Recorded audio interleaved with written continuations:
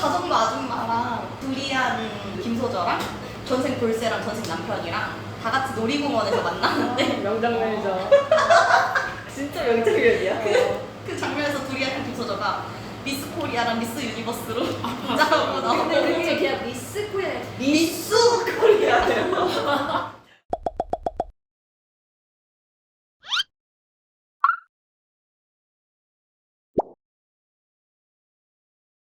이 드라마가 되게 잘 됐고 임상한 작가가 계속 잘 된 이유는 시청자에게 충격을 주는 걸 진짜 잘한다.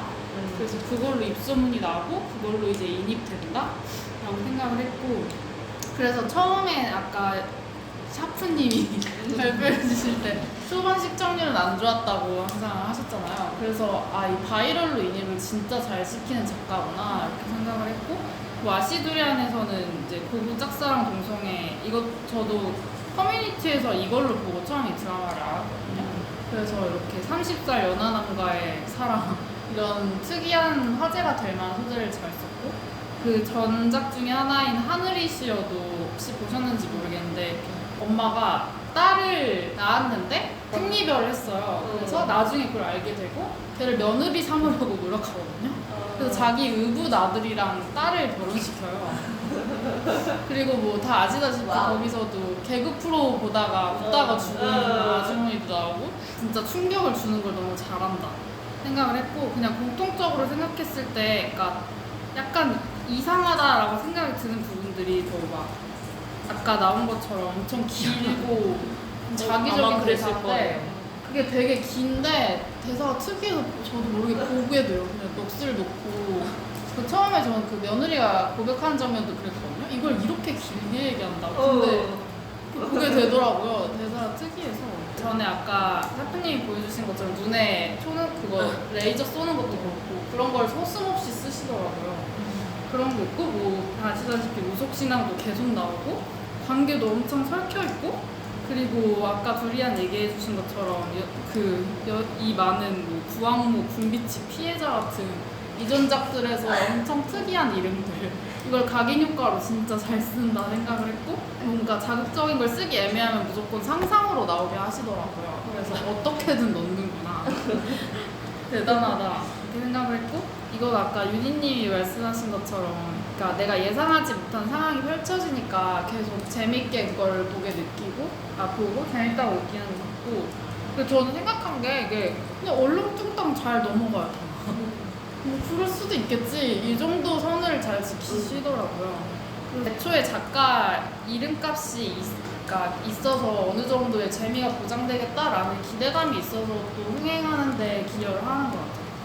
근데 저는 이 작가의 이름값이 초반 시청률은 다 안 나온다고 했잖아요. 그래서 이 작가가 썼다고 해서 보통 다른 드라마에서는 서사 탄탄한 작가라고 하면 1화부터 이렇게 챙겨보는 사람들이 많을 것 같은데, 임성한 작가는 이렇게 막장 드라마의 작가는 이제 굳이 처음에 이 작가가 신상냈대요 먼저 쳐다보진 않는데 입소문을 타면 뭐 임성한 거였어? 그런 그렇지 않고 그때부터 보기 시작하는 게니까요. 그게 그러니까 기대치가 달라서 그런 것 네. 같아요. 그 탄탄한 기대치가 아니니까 그냥 중간에 타도 된다고 생각을 보통 할 것 같아요. 그 하늘이 씨와 다른 의붓아들을 진심으로 사랑했답니다. 왜냐면 그 엄마가 사랑하게 만들었거든요. 판을 짰어요. 설계자.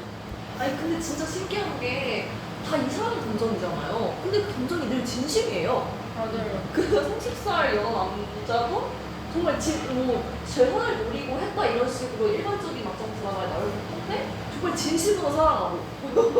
그러니까. 그렇지. 보통 일반적인 막장에서는 숨겨놓은 애인이 있을 법하고. 그리고 뭐 알고 보니까 뭐 밤에 독을 탔다던가 뭐 이런 식으로 할 수 있었을 텐데 그게 아니에요. 정말 모든 감정이 진심이니까 거기서 또 필요 이상의 에너지가 소비된다던가 이런 거. 좀 약간 제가 살짝 납득충이거든요. 그래서 쥐가 진심이란데 어쩔 거야? 약간 이런 식이라서 그냥 이 작가가 야 그렇대 이러면 그래? 이러고 왔어요. 저는 그게 되게 그러니까 얼렁뚱땅인데 잘 굴러가네? 이렇게 생각해요. 그리고 아까 윤희가 그 공성한 막장 드라마는 입소문이 타야지 된다고 했는데 이거 자체도 그냥 정말 바이럴로 인해서 시청자를 끌어오는 것 같아요. 그러니까 뭔가 정말 파격적이고 너무 사람들이 많이 얘기하면은 뭔데 이러면서 보는 것처럼. 그래서 1화가 난쓸 수 있겠다. 갑자기 궁금해졌는데 저는 제 주변에서 일단 아시주리아 보는 사람이 거의 없었거든요. 들어봤을 때. 그럼 20대 중에는 사실 많이 없을 것 같아요. 오히려 막장 드라마 중에 좀 젊은 층한테 인기를 탔던 거는 뭐 부부의 세계, 스카이키스 이런 자극적이고 매운맛인 게 인기를 탔던 것 같은데 아, 저는 이게 약간 대사가 올드한 느낌이라 좀 이탈 포인트는 될 것 같아요. 네, 근데 소재 자체의 그러니까 연령에 따라서 좀 자극의 강도가 자극의 종류가 약간 원하는 자극의 종류가 다른 거니까. 그럴 수도 있을 것 같아요. 동의해요. 왜냐면은 우리가 뭔가 젊은 세대가 생각하는 막장이나 어떤 서사는 뭔가 개연성을 요구하는 지점이 상당히 많거든요. 그게 말이 돼? 이게 많은데 엄마들이 생각하는 어떤 그러니까 40, 50대층이 생각하는 이야기거리나 관심사는 사실 결혼, 내 후세대의 결혼, 뭐 진로, 그리고 뭐 이제 남의 집에 일어난 확 쇼킹한 일인데 그거를 정말 알차로 담았잖아요.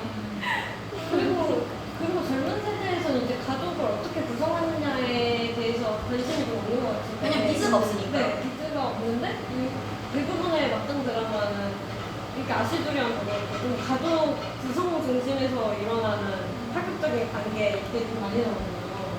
근데 지금 예를 드신 부부의 세계나 스카이캐슬 같은 경우는 막장의 요소가 부당함인 것 같아요. 관계의 부당함, 그 다음에 제도의 부당함 이런 건데 쟤는 지금 스토리라인 들었을 때는 부당함이랑은 좀 거리가 있는 것 같아요. 그래서 지금 부당함을 느끼는 세대한테는 오히려 어필이 안 됐을 수도 있지 않을까?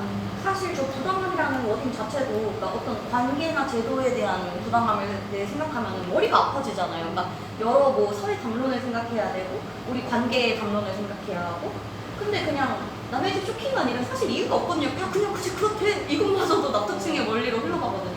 걔네 집에서 그렇다는데 뭐 우리 원인을 찾아서 뭐 어쩔 거예요? 약간 그런 것처럼 그렇게 생각할 필요가 없는 거죠. 따라서 개연성도 필요가 없고 근데 들을수록 이 세계를 갖지 그러려니. 근데 저는 부당함이 없지는 않다고 생각하거든요. 왜냐하면 사실 불륜이잖아요. 와가지고 그 돌쇠랑 같이 좋아하는 돌쇠는 그 사페 여친이 있으니까. 그렇게 써도 아니 그렇게 가려고 해도 그렇고 근데 불륜이 아무튼 불륜이라 부당하긴 한데 그거를 심각하게 안 따라서 그런 것 같아요. 그냥 태도 자체가 그럴 수 있지 이렇게 하니까 그런가? 그것도 세팅이 그러니까 전생에 둘이 절절하게 사랑하는 서사를 먼저 보여주니까 스무스하게 빌드업이 돼서 맞아. 저도 궁금한 게 있는데 그거를 보신 분들은 이제 샤프 말처럼 남의 집 일은 그냥 어차피 남일? 이렇게 남일이라고 나랑 거리를 둬서 생각하시는 분들이 많았나요?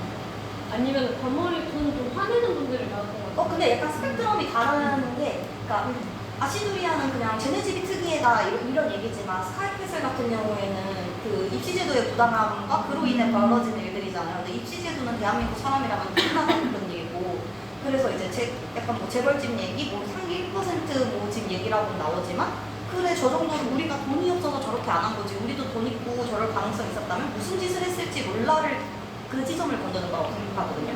그래서 다들 같이 공감해서 분노하는 지점이 있기에 저게 스카이캐슬이라는 드라마가 붕업이 됐다고 저는 좀 생각을 하고 누구의 세계도 비슷할 것 같아요. 그러니까 내가 공감할 수 있는 부분이 좀 나랑 거리가 가까운 느낌이거든요. 아시두리안에 대해서. 맞아요. 그래서 부부의 세계는 저 봤는데 보다 피곤했어요. 그러니까 왜냐면 저게 저 포인트들이 그거였었어요. 내가 알고 있는 지인들이 나한테 그 부정의 사실을 인지해주지 않고 나만 모르고 있었던 거고 이런 약간의 따돌림 이런 것도 있고 그 다음에 내가 믿었던 사람들의 배신들이 가장 컸었어요. 스카이캐슬도 상당히 피곤한 콘텐츠였어요. 저는 이걸 끝까지 다 봤는데 재밌어서 근데 사실 보기 편한 콘텐츠라기에는 어폐가 크죠. 저 둘 작품이 좀 더 그 감정선이 더 잘 보였던 것 같아요. 그 두리안보다. 그래서 더 몰입하고 피곤했던 것 같아요. 화면은 아름답지 않았을까요? 화면에는 진짜 아름다워요. 시크릿 가든 때 느꼈던 연출의 유려함이 두리안에도 담겨 있어요. 근데 그게 뭔가 정말 괴랄하게 흘러가서 그런지 저 예쁜 거에 공간에서 예쁜 공간에서 저런 흐름이 약간 이런 느낌. 네, 그거를 이제 그 시청자가 그걸 어떻게 편집을 이렇게 짧게를 해도 아까처럼 되게 예쁜 화면이 나오잖아요. 시청자가 참여해서 진짜 치밀하게 클릭하는 노렸나 보다. 제가 임성한 드라마를 꽤 여러 개 봤거든요. 그것도 보고랑 인어 아가씨랑 그거랑 또 이제 이름은 기억 안 나는데 하여튼 3개 이상은 본 것 같은데 장면이나 화면도 되게 디테일하게 요청을 한다고 들었거든요. 그래서 아마 예쁜 걸 추구하는 게 작가가 요구한 성향도 살짝 있지 않을까? 일단 저는 앞에서도 말씀을 드렸지만 내 일이 아니어서 필요하지 않은 막장인 것 같다. 대부분의 막장 드라마에서는 비윤리적인 행위를 아무렇지도 않게 행해서 왜 저러지? 라고 이질감과 불쾌함이 먼저 드는데 아시드리안 같은 경우에는 다들 정상은 아닌데 또 못할 짓은 아니니까 비윤리적이진 않으니까 그러니까 그래 어디까지 하나 보자 하고 보게 되는데 이제 그게 현실에 아예 뭐 발을 붙인 느낌도 아니고 너무 어나더 레벨이기 때문에 남인처럼 반말하듯이 볼 수 있는 것 같다라고 첫 번째로 생각을 했고요. 그리고 두 번째는 시청자를 하나로 만드는 전개인 것 같다. 그래서 뭐 유성한 드라마뿐만이 아니라 막장 드라마는 보통 시청자층이 3040이랑 5060일 것 같은데 이게 양분이 되잖아요. 3040 며느리 역할이니까 부부 갈등을 다룰 때도 며느리 입장에 집중을 하고 5060 그 이상은 시어머니 역할에 집중을 할 텐데 그러면 이제 여론이 양분이 되니까 의견이 두 개 나뉘게 되는데 이 두 사람들이 모두 공감할 만한 미친 내용이 등장한다. 그러니까 시청자층이 하나로 화합이 돼버리면서 여론이 커지잖아요. 그러면 더 큰 시너지가 날 것 같다. 그러면서 또 이제 양분된 의견들은 계속해서 나오니까.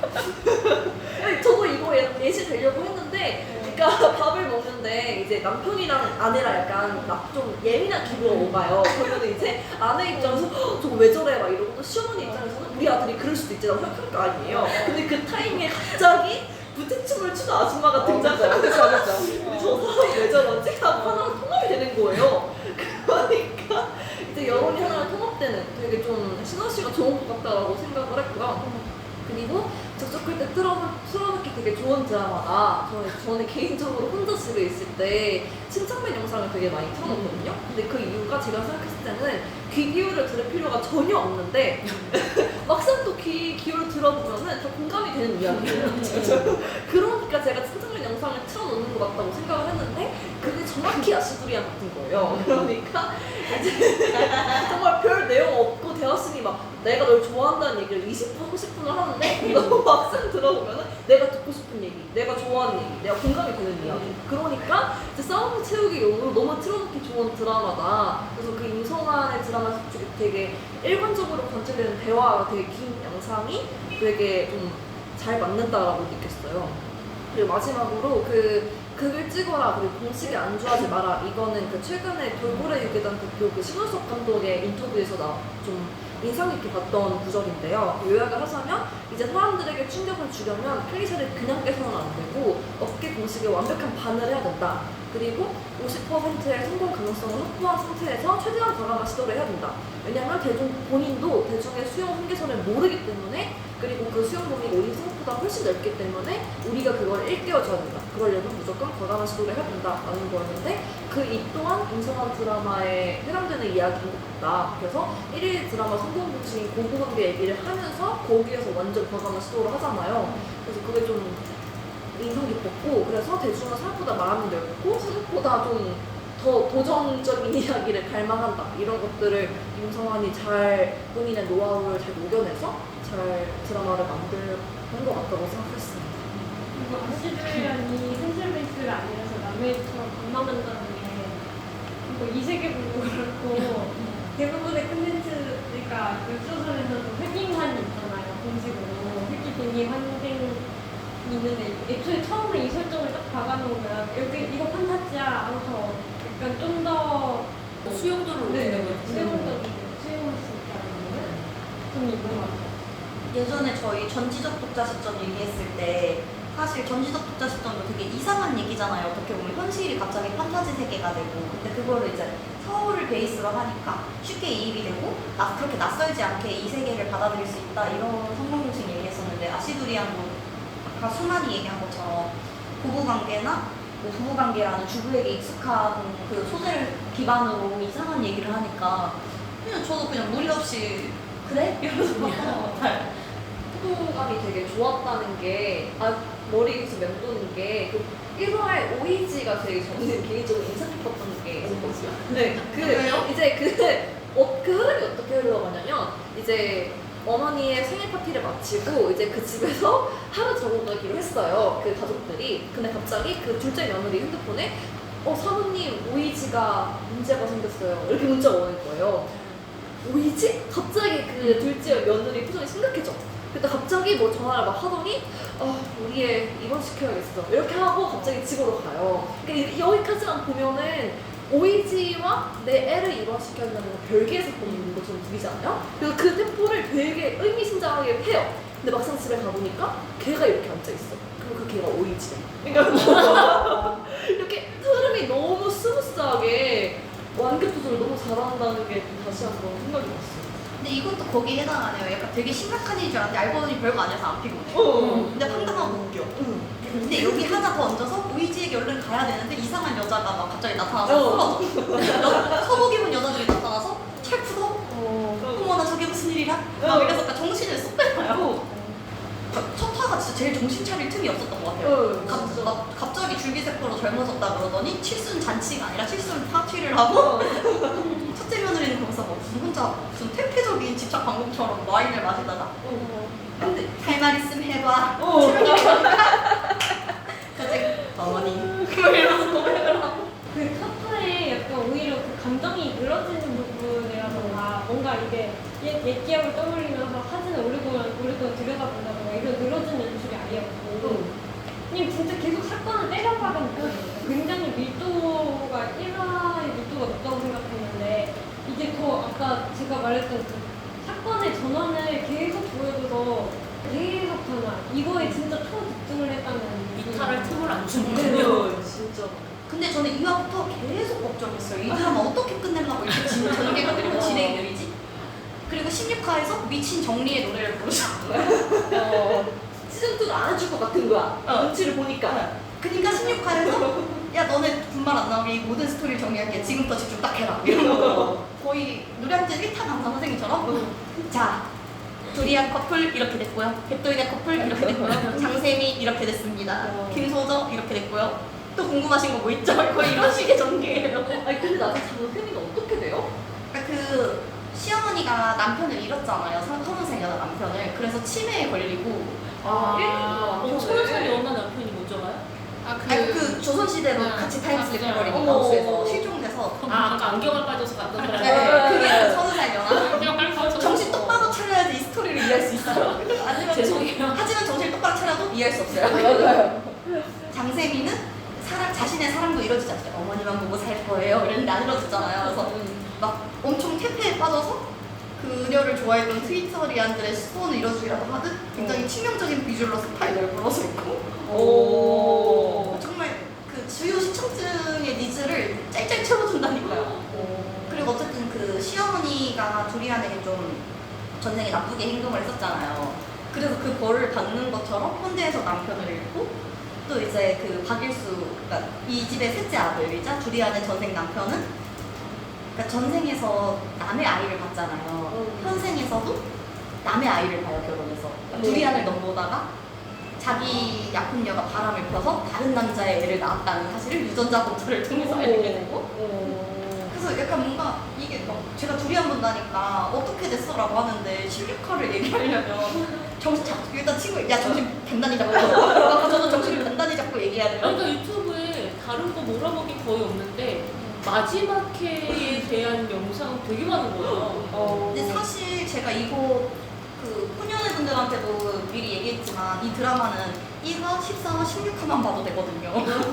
아니 준이가 아까 밥 먹다가 16화를 보다가 너무 궁금해서 전으로 돌아갔다. 그래서 제가 그런다고 해서 답을 얻을 순 없을 거다 이랬는데 맞았다. 답을 얻을 수 없었다. 그녀는 답을 얻지 못했어요. 그곳에 갔지만 그걸 본다고 솔직히 뭐 달라지는 게 그곳에 또 다른 문제가 있었죠. 이거 해결되지 않는 이슈. 문제만 더 얻었죠. 근데 이 드라마를 볼 때 사람들이 기대하는 게 그냥 얼마나 어이가 없을까 이걸 기대하고 다니는데 이게 매 회차에도 사실 풀어지고 개연성을 기대하는 게 아니니까 그냥 어느 회차만 봐도 만족할 수 있는 것 같아요.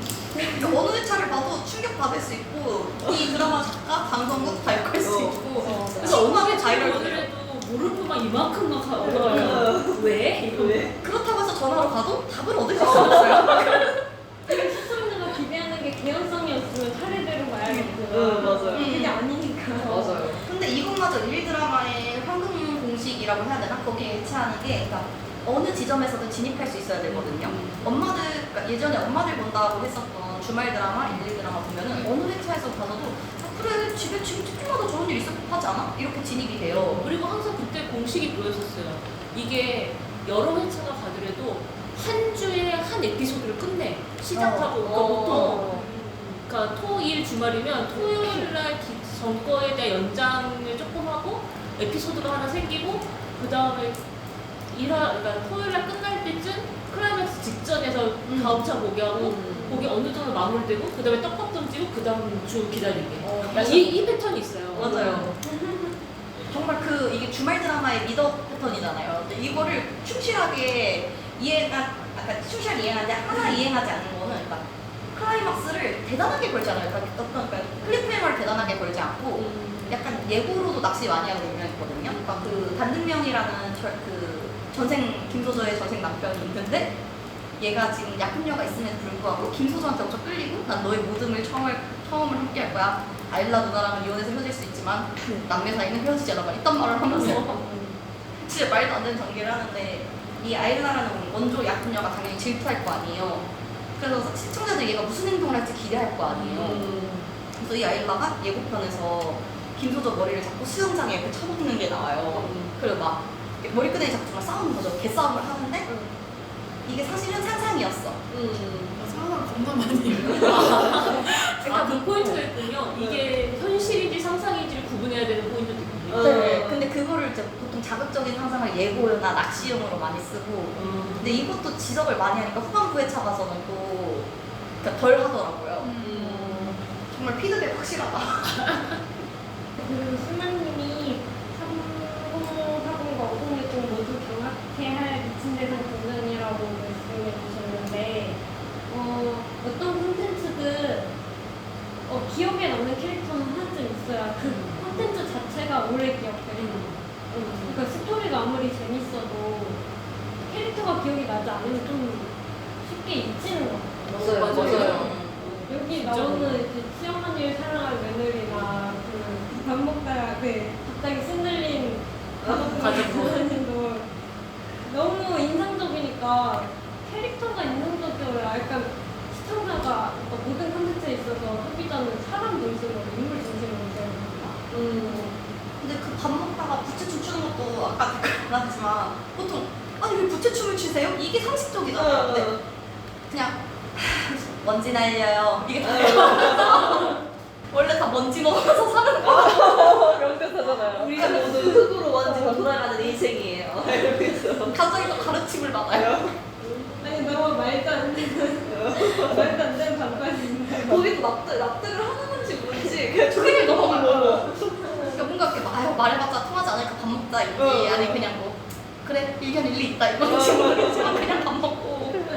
제일 황당했던 게 저 가정부 아줌마랑 두리안 김소저랑 전생 볼세랑 전생 남편이랑 다 같이 놀이공원에서 만나는데 명장면이죠. 진짜 명장면이야.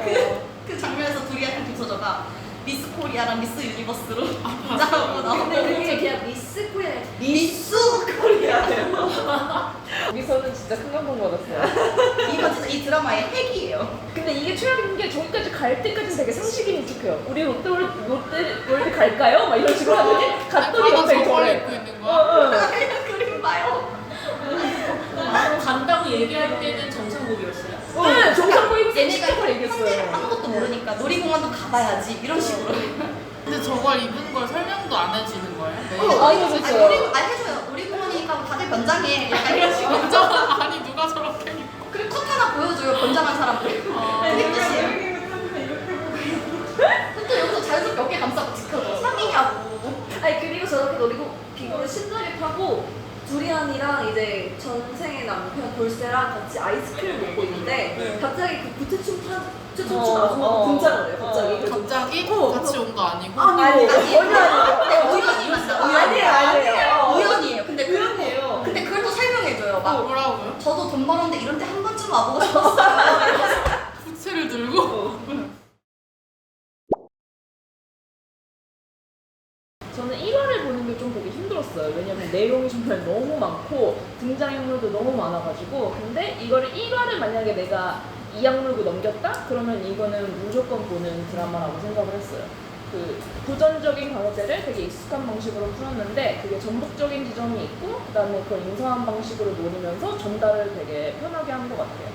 제가 느낀 전복적인 지점은 거의 멀티버스급으로 동시 진행 스토리 되는 게 진짜 많고 한 화에 중심 인물이 거의 6명? 네, 이런 레벨이어가지고 일단 과거랑 현재 왔다 갔다 하죠. 그리고 삼각관계가 하나가 아니라 삼각관계가 거의 3건 정도 되죠. 그리고 보통 삼각관계면 한쪽에 이슈가 있고 한쪽에 이슈가 없어서 이제 이루어져야 되는데 삼각관계인데 양쪽 다 빅이슈. 예를 들어 그 최명길이면 삼각관계면 그 며느리랑 남자잖아요. 그 며느리는 레지야. 근데 남자는 30살 어려. 이거 완전 밸런스 게임. 밸런스 게임 진짜 극강의 밸런스 게임. 뭘 고를래? 약간 이런 거. 근데 심지어 골라. 그래서 이게 어느 쪽으로 가도 의문이 사그라들지 않고 그리고 이게 다음 편을 볼 수밖에 없는 게 봐도 그 의문이 늘어나면 늘어나지 줄지가 않아요. 맞아요. 그래서 이거는 1화만 넘기면 무조건 끝까지 가는 드라마다. 그리고 또 하나는 화려한 캐스팅이 도움이 되는 사례라고 생각을 했습니다. 저는 원래 약간 믿고 거르는 거 중 하나 중에 너무 유명한 사람이 많이 나오는 거는 별로 재미가 없다고 생각을 하거든요. 왜냐면 그 인물이 많이 나와서 그 사람들한테 불필요한 분량을 줘서 스토리가 처지는 경우가 되게 많다는 생각을 했어요. 근데 이거는 일단 익숙한 얼굴 반, 그리고 신예같이 낯선 얼굴 반이어서 이제 반반을 섞은 데다가 그 모두에게 필요한 역할을 줘서 한 열댓 명이 나오는데 열댓 명이 모두 스토리에 필요해요. 각자의 맞아요. 스토리 정말 공평하게 약간 공산주의 시스템으로 다 주기 때문에 인물이 많은데 도움이 되는 사례인 것 같아요. 그리고 인물이 많은 건 진입은 좀 힘든데 이게 그게 진행될수록 6커플이면 6커플의 얘기가 나오기 때문에 시청자가 궁금해할 만한 부분이 많아지고 그래서 장기적으로 봤을 때는 도움이 되는 것 같습니다. 그리고 또 시청자의 양가 감정을 느끼게 하는 스토리인 게 저 진짜 아시드리아는 넌 어떻게 생각해? 라는 드라마라고 생각했거든요. 내가 혼자 약간 결정을 내릴 수 없는 이 혼란스러움. 근데 보통 핫한 콘텐츠가 논란을 일으키잖아요. 근데 논란은 좀 새롭거나 민감한 주제고 그거를 보면서 내가 명확하게 내가 어느 사이드에 서야 될지를 걱정해서 혼란스러운 감정을 느끼는 것 같은데 그게 보통은 보수나 진보냐 둘 중에 하나인 것 같거든요. 현재 있는 규율에 내가 더 가까운 사람이냐 아니면은 너무 앞서가는 담론에 공감하는 사람이냐 이건데 이건 알기 어려워요. 아까 말했던 것처럼 시어머니를 사랑하는 며느리여서 내가 만약에 그 며느리를 납득했어요. 근데 자기 사랑 안 받아준다고 막 며느리가 소리를 질러요. 그러면 그거는 또 불안한 거예요. 그런 약간 양가 감정을 계속 느끼게 하는 스토리라 이게 커뮤니티나 대화 소재를 굉장히 많이 만들어준 것 같습니다. 그리고 캐릭터가 입체적인가 한번 생각해봤거든요. 혹시 이 캐릭터도 입체적인 게 아닐까? 근데 입체적이진 않은 것 같아요. 왜냐면 본인의 캐릭터를 밀고 나가고 딱히 변화되는 지점이 없죠. 네, 근데 아까 말했듯이 쿨한 약간 사페 캐릭터들이 모여서 다채롭게 이야기를 하기 때문에 마치 캐릭터가 입체적인 것처럼 보인다. 집단도 빼이고 다 자기 할 만만 하고 근데 듣는 사람조차도 지 할 말만 해요. 그리고 아무리 놀라운 일이 생겨도 결국에는 그래? 오케이 이런 식으로 가기 때문에 나는 평화로워서 되게 피곤하지 않은 콘텐츠라고 생각했습니다. 저는 그 넌 어떻게 생각해가 되게 공감이 되는 게 보통 막장 드라마면은 이렇게 싸우면서 제가 옳네 내가 옳네 이러잖아요. 거기서 단독이 생겨나는 거잖아요. 맞아요. 근데 아시두리아는 아예 요즘 젊은 사람들이 임신을 안 한대. 어떻게 생각해? 이러면서 갑자기 가족들끼리 안에서도 갑자기 젊은 사람들이 결혼을 안 하고 해도 안 하는데 어떻게 생각해? 엄마 젊은 사람들 막 이러면서 되게 인터넷 커뮤니티에서 댓글로나 해야 할 법한 얘기를 그냥 그 안에서 보여주니까 그냥 말 그대로 정말 너 어떻게 생각해? 인 거예요. 그러니까 너무 내가 그 안에 들어가서 대화하는 느낌이 나고 그게 되게 좀 색다른 점이라고 느꼈어요. 아니 근데 이거 문제는 뭐냐면 이게 벌어진 이유도 두리안이 그냥 그 전 남편, 전생 남편이랑 밥 먹다가 약간 이렇게 안 좋은 기억이 떨어졌고 했어요. 그랬더니 두리안 임신했어 이러면서 막 애기 태어나면 경사잖아 기뻐해야지 이러면서 시작된 거예요. 중검다리 봐요. 미쳤어요. 그렇게 흐름이 가는 거예요? 그러니까 정신을 차려도 차릴 수 없어요. 그런데도 만약에 거기서 끝났어요? 그러면 또 찬반 시청자가 있을 수 있잖아요. 최명기는 왜 저렇게 말해? 근데 거기 한 끝에쯤에 근데 어머니 사랑해요로 딱 마무리 지으니까 원점을이기까지 들어가면은 완벽하죠. 세트로 원 세트로. 아니 아까 조니가 보수 진보성 중에 택일하기 어렵다고 이렇게 적었는데 사실 보수 진보가 있지 않고 왜냐면은 자꾸 저의 눈탱이를 쳐서 그러니까 시어머니를 사랑하는 며느리면은 그럴 수 있다 없다가 아니라 아까 조니 말대로 논점을 흘려버리거나 그 임신 얘기도 그러니까 보면서 내가 막 그거에 대해 피곤한 감도 느낄 수 있잖아요. 요즘 사람 왜 아이를 안 낳아? 라든지 젊었다고 다 애 낳아야 돼? 라든지 근데 그럴 게 아니라 그냥 야 두리안 임신했대 경사다 기뻐서 이러니까 내가 같이 판단할 틈을 주지 않아서 피곤할 틈이 없어요. 근데 저 듣다가 생각이 든 게 예전 전작들이 이 정도는 아니었던 것 같아요. 진짜 신경질이에요. 근데 왜냐면 예전 하늘이시아에서는 그래도 충격받고 실업증도 걸리고 한단 말이에요. 근데 여긴 충격도 안 받는 거잖아요. 맞아요. 뭔가 더 극단으로 쓰시나 보다 점점 생각이 근데 들긴 또 하네요. 그런 비슷한 바이브는 나오는 게 나오긴 근데 하는데 두리안이 약간 말을 잘 안 나와 하는 충격적인 사실 상황이 근데 그것도 막 되게 그냥 모르겠어요. 민궁이 말한 것과 좀 거리가 멀어요. 아니 그 민군이 말한 대로여서 마지막에 치매가 걸린 거죠. 신경을 받아서 네, 하지만 그거는 뭐랄까 너무 그러니까 그런 상식 플레이가 아니니까. 필살기처럼 그냥 16화를 마무리하기 위한. 아니 제가 마지막에 본 게 보석 비빔밥인데 그냥 따뜻한 가족 드라마였는데 내 기억에 그것도 보고도 비슷해요. 네. 맞아요. 약간 겹사선으로 시작을 해가지고 아이고 한국에 저런 일이 이래서 그렇지. 근데 뭔가 되게 그때화된 것 같아. 아씨 주의하셨어. 근데 그게 또 재벌가의 배경으로 해서 약간 그런 것 같아요. 그래서 재벌가이기 때문에 이 사람들이 특권 치려는 의식이 있고 뭘 가져와도 이들한테 이슈가 아니에요. 맞아 어지간한 일로는 꿀쩍도 안 해요. 최명길 씨가 자기 남자친구를 심지어 그 30살 어린 남자를 만나고 나중에 둘이 가서 혼인신고 그냥 해버려요. 가족들한테 보여주지도 않고. 그리고 소개하는 자리에 불러왔는데 거기서 그냥 또 그런 집단 독백 한번 시작하고. 왜냐하면 그 30살 연하남이 이 시어머니를 사랑한 며느리의 사촌동생이에요. 맞아요. 맞다. 첫째 며느리의 사촌 동생? 네, 근데 둘이 또 사이가 안 좋아요. 그래서 인사로운 자리에서 그러니까 일부 시아버지를 그러니까 시어머니를 사랑한 며느리가 좁혀버리는 이상한 폐륜적인 상황이 발생하는데 근데 제가 또 듣다 느낀 게 그래서 그 30살 어린 남자친구를 가족들한테 소개를 하거든요. 근데 그때 또 이미 이슈가 하나 있는데 이슈가 또 나오네요. 거기서 이미 30살 어린 남자친구를 데려가서 그 최명길이 이슈를 제공했죠. 근데 거기서 윤혜영이 쟤라고? 이러면서 이 이슈를 아직 소화를 못했는데 이슈를 하나 더 터뜨려. 그래서 다른 사람들도 약간 리액션을 어떻게 해야 될지 모르게 그 남편도 싸빼같이 옆에서 가만히 있어 여보 막 이러면서 이게 저거를 빌드를 그러니까 엄청 기대하게끔 그러니까 최명길이 자기 남편을 엄청 숨겼다가 내일까지 참아 못 참아 이러고 데리고 왔는데 홍대모사 너무 잘한다 진짜. 너무 지독하다. 나 못 참니 이런 식으로 하고 데리고 왔는데 그 심지어 그러니까 최명길의 손자 배우거든요. 김소저의 전생 남편이 그거의 그 감독이 또 그 30살 연하남이에요. 그러니까 얽히고 살폈고 그래서 연모 조사하러 온 거잖아요. 다른지. 이 드라마가 이런다니까요. 그러니까 아무튼 윤혜영이 그러니까 며느리가 시어머니 사랑하는데 자기가 싫어하는 사촌 동생이랑 결혼을 말고 얼마나 난리가 나겠냐라는 그것과 저 드라마 감독이 우리의 새 시아버지라고 이런 충격을 기대하면서 그 장면을 기다리게 해요. 근데 또 생각해보니까 정말 중요한 이슈는 안 다루는 것 같아요. 저는 그 남편을 소개할 때 사람들이 그 가족들이 제일 먼저 생각하는 게 재산분할 얘기가 저는 나올 거라고 생각했거든요. 근데 안 나오죠. 아니 그 얘기를 또 해요. 해요. 그러니까 윤혜영이 그러니까 그 장쌤이가 그거 분명히 어머니 재산 노리고 작업 들어온 거다. 그러니까 꽃배 같은 남자였거나 이런 식으로 말하고 그 자식들도 막 그런 거 아니야? 이러는데 막 그것도 최명길이 그냥 한마디로 그런 사람 아니야?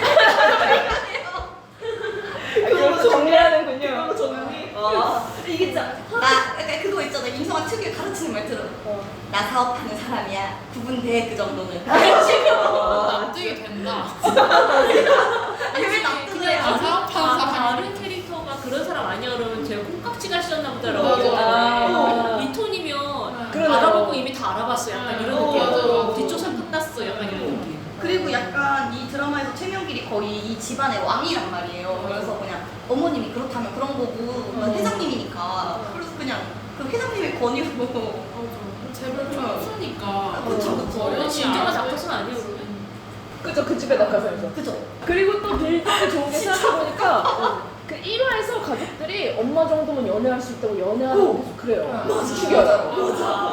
분위기 조성을 이미 그러면서 막 그게 한참 또 며느리가 사랑 고백하고 직진 대쉬를 할 때라서 막 예고편에서 낚시처럼 쓴단 말이에요. 막 엄마 연애 세포가 살아나는 것 같아? 막 이런 식으로 그냥 알고 보니 클럽 가기 이런 빌드업이 며느리에 대한 사랑을 받아들일 준비라고 사람들이 기대하고 네, 있는데 그게 에너지가 클럽으로 가는 맞아요, 그죠, 그죠. 그러니까 당연히 며느리 만나겠냐? 당연히 다른 남자 만나지. 근데 30살 연하야. 근데 표현도 되게 재밌다. 보통은 다른 드라마에서 그러면 아들뻘이라는 어디가 슬퍼하던데 저거? 그냥 30살 연하라는 맞아요. 어디만 쓰나? 네. 아들뻘 잘 거의 못 느꼈던 것 같아요. 근데 나왔더라고. 이거 진짜 비리인 게 아들뻘이라고 하자마자 홀라당 발라당 깨잖아요. 근데 그걸 진짜 안 쓰고 그 워딩을 쓰는 사람은 최명길 뿐이에요. 그러니까 우리 아들들 중에 누구보다 뭐 몇 살이네 맞아요. 이런 것도 되게 완곡하게. 진짜 상상을 안 깨네요. 응. 그 진짜 로망 치밀하다. 와 진짜 날카롭네요. 그 저는 이게 되게 놀랐다고 생각한 게 이게 보통 뭐 봤어요? 근데 너무 감동적이가 내가 궁금해요? 그럼 보통은 내가 찾아보잖아요. 근데 이거는 내가 찾아볼 정도로 관심은 없는데 정말 너무 궁금한 거예요. 그래서 나 이거 16화 본 다음에 샤프한테 샤프인데 이거 무슨 일이에요? 그래서 얘네는 왜 이러는 거예요? 이렇게 물어봤는데 또 대답이 개운하지 않아가지고 내가 그쪽으로 넘어갔다가 또 그걸 못 얻고 그리고 바이럴도 나 잘 안 하거든요? 그냥 내가 재밌었으면 나 혼자 재밌었다 이러고 참 좋았다 이러는데 친구들한테 그 안경 얘기를 해줬다니까 요새 이런 내용이 있어 이러면서 왜냐면 너무 핫하니까 이거는 거의 내가 뭐 길 가다가 외계인 UFO를 봤어 이 정도 레벨로. 근데 너무 다방면에서 어그로를 끄니까 뭐 하나는 바이럴할 거리가 생기고 아니 이걸 제작하는, 그러니까 쓰는 장면을 생각해도 재밌어요. 막 마지막에 연하남이 어떻게 조선에 가게 할까 막 이렇게 생각을 할 거 아니에요. 그러니까요. 안경알이 빠져서 뛰어들게 하자 이렇게 생각을 막 논의를 했을 거 아니에요. 그러니까요. 그 장면을 상상해도 너무 웃겨요.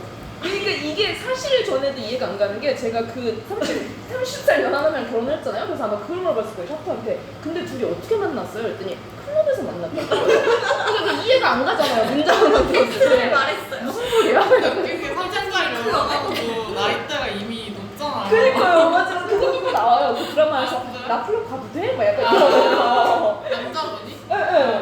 근데 지금 이렇게 에피소드만 들으면 윤성환 작가가 정말 다양한 에피소드를 리스트업을 쫙 한 다음에 얘네를 정말 잘 깬 것 같아요. 이 에피소드와 이 꿍다리와 이 꿍다리를 엮어가지고 다 정말 거미집을 잘 져놓은 거 같아요. 맞아요. 왜냐면 지금 들린 에피소드를 진짜 아까 사장님 말씀하신 것처럼 판이나 그 맘카페 이런 데 커뮤니에서 올 법한 썰들류거든요. 맞아요.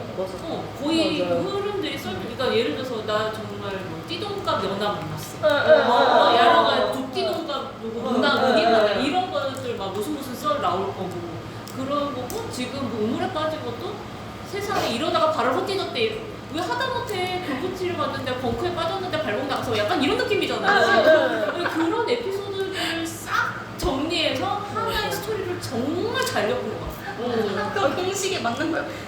실생활 밀착형인데 이상한 소리로 가져가니까 정반합이 미치게 돌아가 버리는. 심지어 그 항상 이슈가 두 개씩이에요. 만약에 네이트판에 올라왔어요. 나 30살 어린애 만났어. 이랬는데 그 글 쓰는 애가 제목이야. 항상 뭐 하나에 두 개씩 있어 이슈가. 쌍꺼맞춰 전법이라니까. 근데 이게 그럼에도 불구하고 싼맛이 안 나는 건 아까 그 얘기했던 그 나온 등장인물들의 대사 쓰는 워딩이랑 진짜 그 상황자 어법이 이게 그 대사에 집중하게 만드는 거예요. 맞아요. 왜냐면 이게 그게 되게 조사 많이 쓰면서 이걸 단어를 많이 쓰고 문장을 하다 보면 사람들이 그 집중도가 떨어지거든요. 그래서 보통 그 광고에서도 카피라인 쓸 때 이게 약간 법칙이 있어요. 세 줄 이상 안 쓰고 막 이렇게 한 줄에 7글자 안 넣고 막 이런 어떤 그런 법칙도 있단 말이에요. 그러니까 그게 그만큼 집중도를 끌어들이는 요소인데 그거를 드라마에다가 접목을 시킨 거고 제가 봤을 때는 그러면은 이게 그냥 여러분들은 그냥 이런 라디오처럼 들었어야 했는데 그게 진짜 귀에 박힐 거였을 거란 말이에요. 맞아요. 그러니까 전반적으로 이거를 이해하려는 데 필요도가 더 덜하고 내용들도 약간 나와는 거리가 있는 얘기인 것 같고 진짜 치밀하게 구성한 것 같아요. 전 약간 크루 얘기 들으면서 딱 느낀 건데 그 대사의 특이한 점이 제가 계속 성대모사 했잖아요. 네. 생각해보니까 그 어느 한 인물도 명령조가 아닌 인물이 없어요. 진짜 못백이니까. 다 명령조. 그러니까 내 말 이러니까 받아들여 이런 식이에요. 그러니까 행동 유발적인 언어들. 그리고 저는 또 느낀 게 이게 흥행하는 콘텐츠는 동경하는 지점이 있어야 된다고 했잖아요. 근데 어쨌든 이종 네이트판이나 뭐 이런 얘기 나오는 거를 사실 흥미롭게 보지만 뭐 그런 찌라시 같은 거나 약간 뭐랄까 그 순위가 조금 떨어지니까 좀 감추잖아요. 근데 그거를 이제 재벌가와 상당히 인물이 좋은 인물들 그리고 약간 고풍스러운 대화로 한번 포장을 싹 겉을 한번 싹 싸줬네요. 그리고 아까 저기 뭐지 그 대화 예시 보여주신 것처럼 어딘들이 지금 현재 되게 줄여 쓰는 말 이런 게 아니라 나름 그 신세대 어라고 쓰지만 어느 정도 연식이 있는 한자어를 섞어가는 어딘들을 쓰면서 맞아요. 나는 그렇게 많이 저렴하지 않어를 되게 포장을 하고 있는 듯한 이것도 쌍둥이차인 게 나는 고풍스럽게 말하지만 신조도 알지롱. 맞아. 난 열려있지롱. 나는 아마 터지롱. 맞아. 잠깐 그 나이트 찍먹 얘기할 때도 반응을 보니까 난 너희들 다 이해해. 근데 저는 그거를 그러니까 신세대처럼 하고 싶은데 그냥 그 안 된다고 생각했는데 어떻게 보면 일부러 그냥 그렇게 하셨을 수도 있겠다는 생각이 드네요. 왜냐면 그거 있잖아요. 인터넷에서 답변 받고 싶으면 어그로 끌으라고. 그러니까 맞는 거 그러니까 질문하지 말고 틀린 답으로 사람들이 의견을 장강하게 하고. 근데 신조어를 진짜 이상하게 쓰니까 젊은 애들도 못 참고 미친 거 아니야? 그래서 걸려.